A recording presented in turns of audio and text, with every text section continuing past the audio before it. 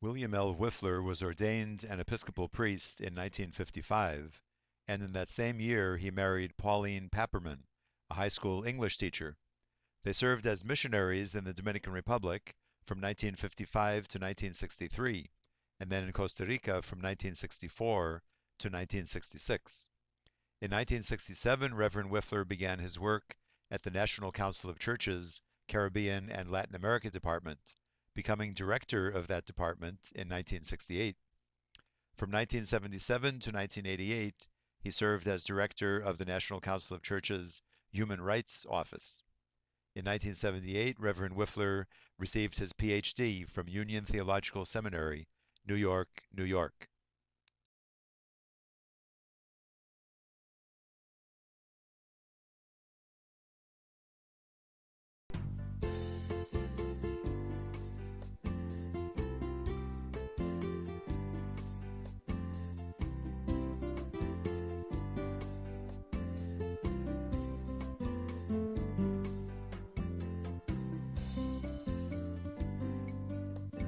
Mr. Weissman, as director of the U.S. aid mission to Colombia, what do you feel are the major problems to be overcome in the development of Latin America?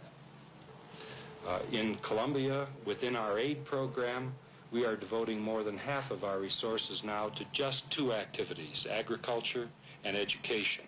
Agriculture because it's clearly the economic base of the country. How long have you worked this lot? Tal vez así va a ser 5 años. Almost 5 years. Y sin tener abono ni nada todo el tiempo. Have you ever used fertilizer? No, toca ponerle por ahí se necesita o abonito del ganado porque si no es nada. No, we've never used it because it's too expensive. Doesn't anyone come to help with work methods? Nadie ayuda a colaborar como dicen los. No, no one. The rich do nothing and the government even less. But how about the help that comes from the United States? Nada, ni cinco. Not even 5 cents worth. Ni 5 centavos. But where does it all go? Yo no sé.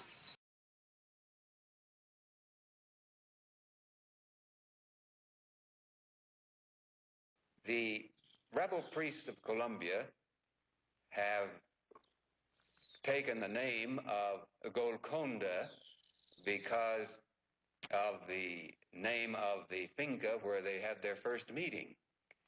They issued in December of 1968 a declaration called the Golconda Statement, which puts them firmly on the side of revolutionary change in Colombia.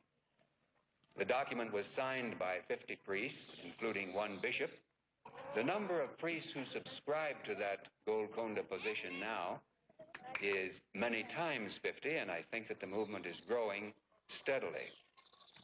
These priests see the underdevelopment of Colombia as a result of the dominance of certain ruling classes backed by foreign economic interests, primarily economic interests of the United States. And they call for an end to that dominance, and they believe that the only way that dominance can be ended is by a revolutionary overthrow of the present ruling classes.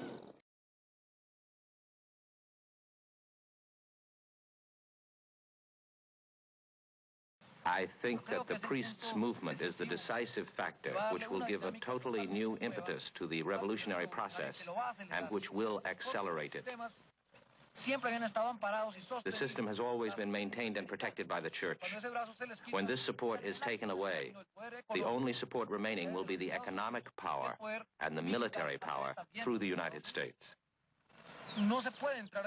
One cannot ask whether a Christian is a revolutionary or not, rather whether a person is revolutionary whether or not he is a Christian.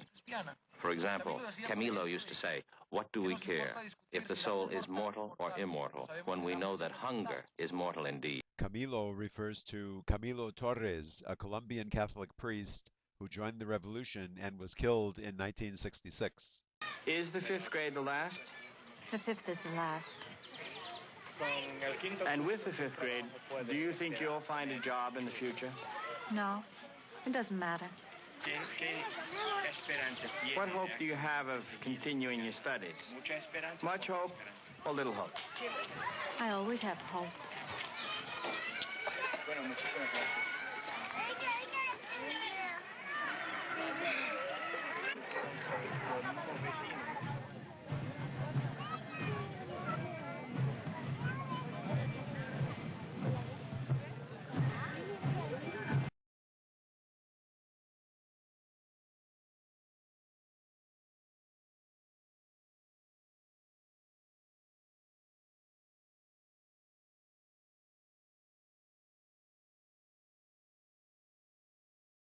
We're approaching the Peace Bridge.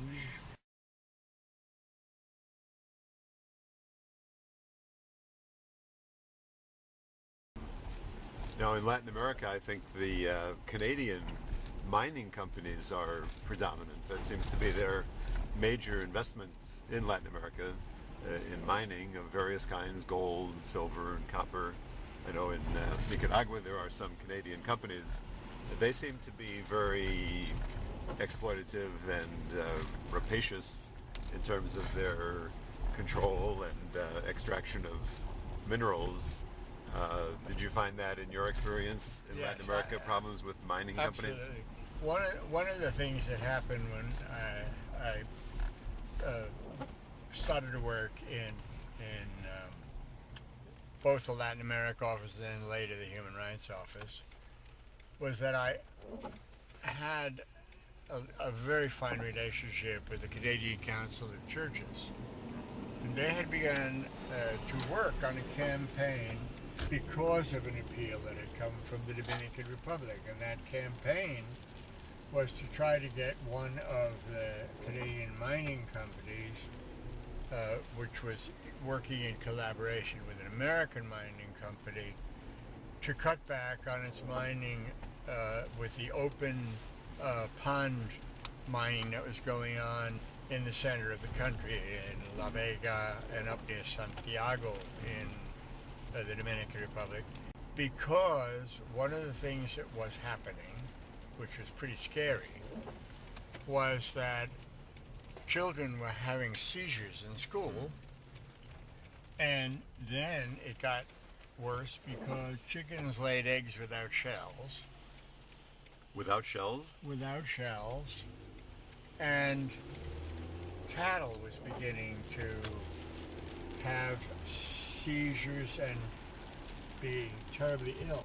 When we were told about it, I was talking with a group of people, and one of the men said, "Hey, I test water for the city of New York, and why don't you and I go down to the Dominican Republic and I'll check the water for them."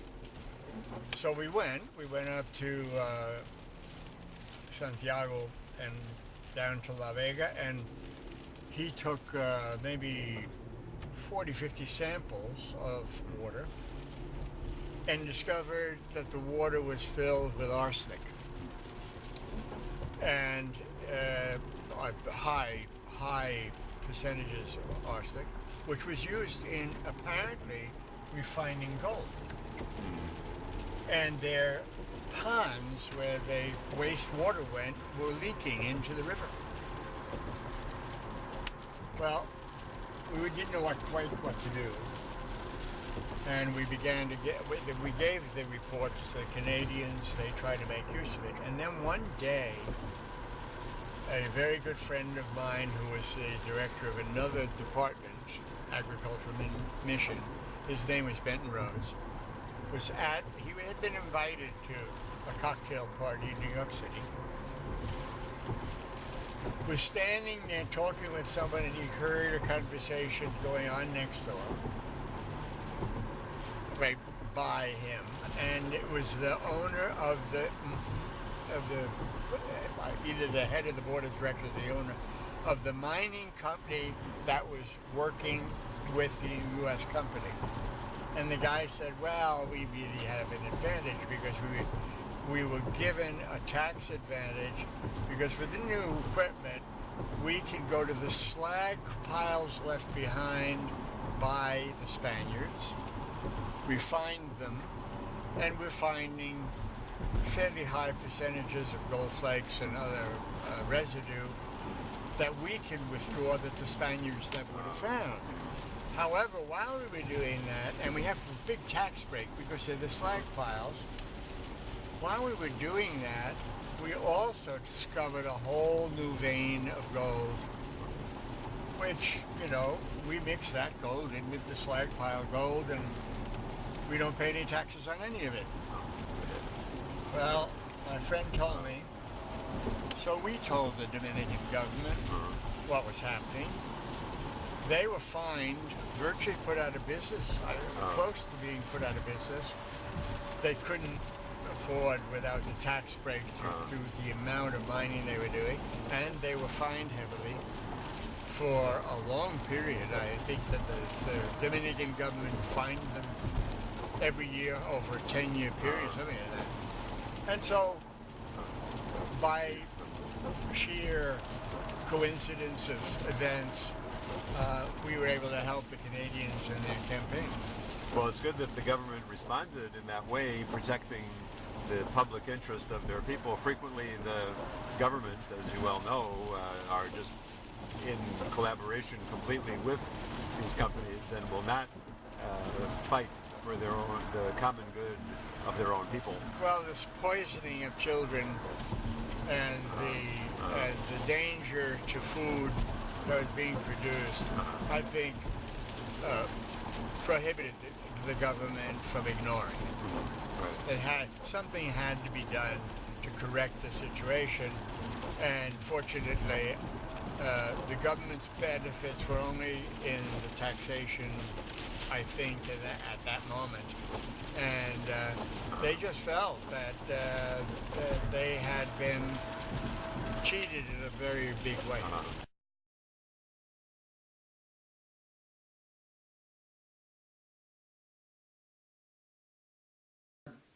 In 1970, I began to become involved more intimately with human rights issues when torture was reported in Brazil.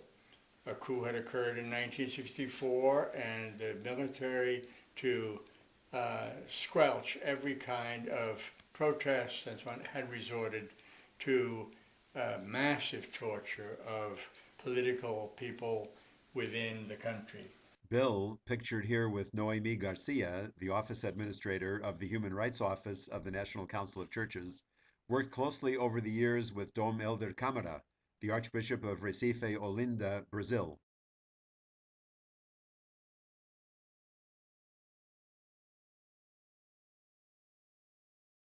That was an illness that continued into Chile, which I visited many, many times, often, as a matter of fact, with the protection of Roman Catholic clergy, and also because the cardinal there had created a special office called the Vicaría de Solidaridad, the Vicariate of Solidarity, to help protect political people who were in prison, who they were searching for, who had disappeared, or who had to be helped to leave the country to save their own lives. The democratically elected government of Dr. Salvador Allende, a medical doctor and a socialist, had been overthrown in a brutal military coup supported by the United States in 1973. Now, Bill, this is an arpillera of Chile. What is the significance of this? What are we viewing here? This is when some of the people who were investigating the disappearances through a few of the non-governmental organizations that came in from outside determined that in the old mines in Lonquin, there was a suspicion of people being killed and just thrown into the mines. And this is the arpillera that talks, that describes, in a way, by its art, the discovery of the bodies in Lonquin. And there were many. Well, this is another arpillera work of art from Chile. What does this represent? This is a motto that existed at the time, very annoying to the military government, and it said, bread, work, justice, and liberty. And it was something that kept appearing all around the countryside on little signs that would be left by workers and campesinos, agricultural workers and students and others. This part of the demands that were being made on the military government for some kind of a return to civility.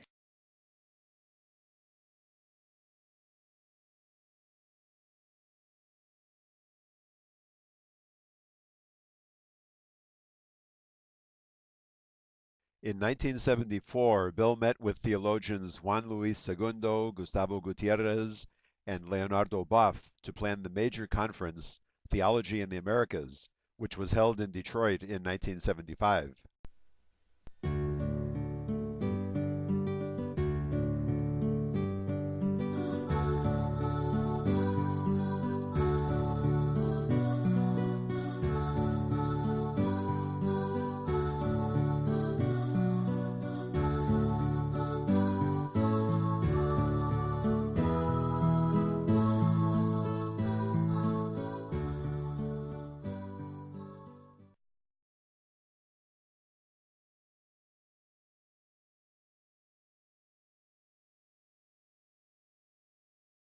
I could not allow this moment to pass without greeting you once more and expressing our profound recognition and regard for you personally and for the valuable contribution that you have made during these past years.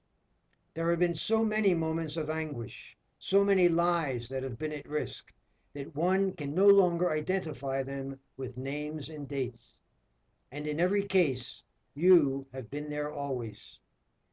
But without doubt, there is one thing that I can never forget, and that is that the very first help we received in 1970 for our work here came from you at a time when we were unknown. For us, that will always be a reminder of the manner in which you have incarnated your vocation. It is from a profound commitment to the poor and oppressed, and with the urgency and determination that these times require. We are grateful that we have always walked together. This is a work of art, a piece of sculpture in the home of Bill Wipfler.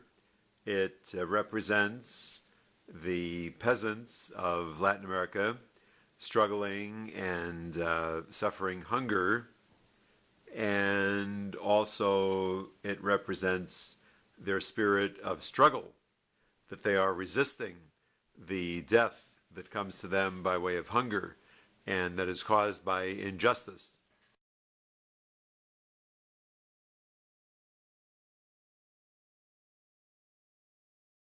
Bill worked closely in solidarity with his friend, Blessed Oscar Romero, the Archbishop of San Salvador, who was martyred on March 24, 1980.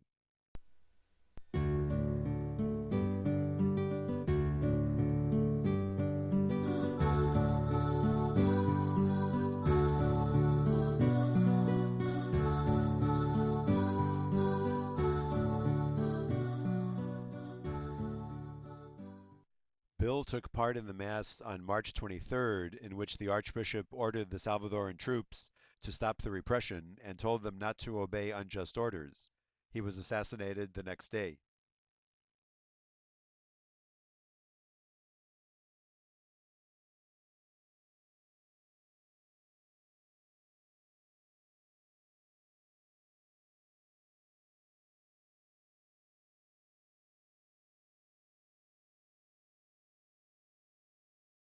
And I'm sorry to say that it was cultivated, the military governments, and then the repression cultivated by the attitudes and the policies of my own government, the United States government. Bill, we've been talking about your involvement in solidarity in Latin America with the struggles for justice and human rights there, which has been your life's work. What about your concern for justice in other parts of the world, including in the United States? And what did Gandhi and Dr. King mean to you? Well, my earliest experience of the international question was, of course, what was going on in India and the end of colonization. The fact that the Indian people, in a nonviolent way, with Gandhi being their mentor and their ideal, actually changed a major situation into it was not totally peaceful, the British wouldn't allow that, but into a change. It was the beginning of the end of the imperial power of Great Britain. And Martin Luther King was a hero of mine because not only did he actually, was he instrumental, is the best word, in the whole push for equality for Black persons in the United States, but also the beginning of the end for him was because he made a decision that the domination of the American Black person by white people was now being repeated by U.S. domination in Vietnam. And it wasn't long after. It was 1 year, as a matter of fact, after he declared his opposition to the war in Vietnam that he was assassinated. That was his famous speech at Riverside Church. Yes, as a matter of fact, I appear now and again in repeats of that. I was sitting on the bench right behind him.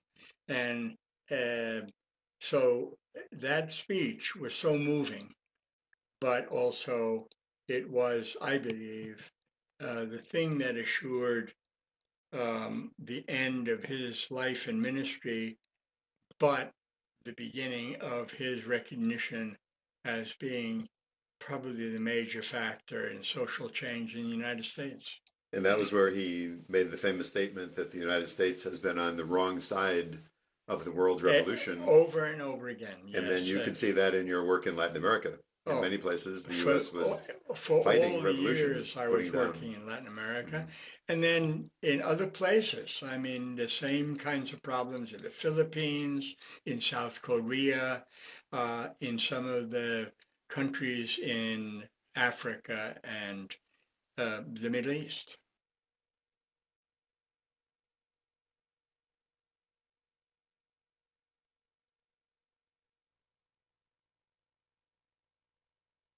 In 1957, a sensitive American official overseas said that it seemed to him that our nation was on the wrong side of a world revolution. During the past 10 years, we have seen emerge a pattern of suppression, which has now justified the presence of U.S. military advisors in Venezuela. This need to maintain social stability for our investments accounts for the counter-revolutionary action of American forces in Guatemala. It tells why American helicopters are being used against guerrillas in Cambodia and why American napalm and Green Beret forces have already been active against rebels in Peru. It is with such activity in mind that the words of the late John F. Kennedy come back to haunt us. 5 years ago, he said, "Those who make peaceful revolution impossible will make violent revolution inevitable." Increasingly by choice or by accident, this is the role our nation has taken, the role of those who make peaceful revolution impossible by refusing to give up the privileges and the pleasures that come from the immense profits of overseas investments. Martin Luther King's opposition to the war, then his assassination, deepened my own concern about the war and my own engagement in the anti-war movement. Finally, I mean, each of these dots on the map represent a place, but the visits were numerous I visited all of the countries in the Caribbean and Central America and Latin America numerous times. And later, in the work I was doing in human rights, I began to visit other countries, total being 71 by the time I retired and moved to Upper New York State to take care of my wife who had Alzheimer's disease.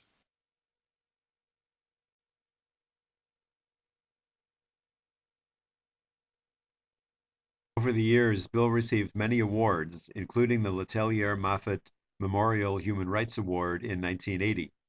The Letelier-Moffitt Memorial Human Rights Award is given each year by the Institute for Policy Studies, IPS, in Washington, D.C.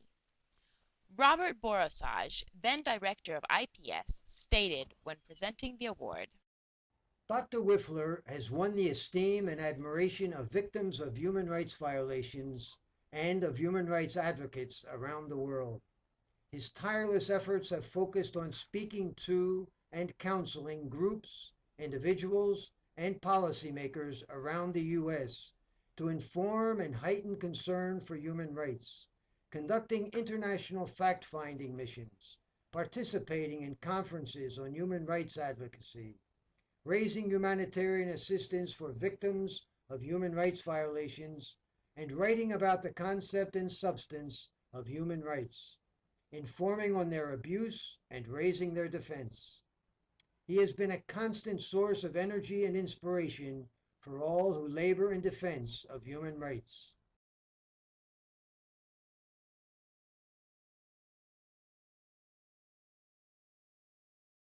Let me commend the Letelier-Moffitt Awards Board for its selection of the Reverend William Wipfler for this year's award.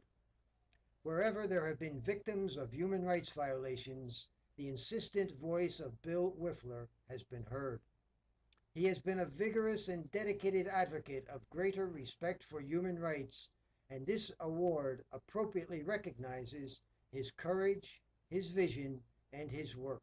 In 2008, Bill received an honorary doctorate from his alma mater, General Theological Seminary in New York City, for his career dedication to international justice and human rights. Bill, where are you going today and for what purpose? I'll be on my way to Newark, New Jersey, and then to Monmouth, New Jersey, where I'll end up. And I'm going to be doing tomorrow an initiatory lecture for the students who are doing a reading of Time of the Butterflies. It's kind of an introduction to the Dominican Republic. In the Time of the Butterflies is a historical novel by Julia Alvarez about the four Mirabal sisters and their involvement in the resistance against the Trujillo dictatorship in the Dominican Republic. The novel was later made into a film. Wednesday and Thursday, I have a total of 7 lectures that I've got to give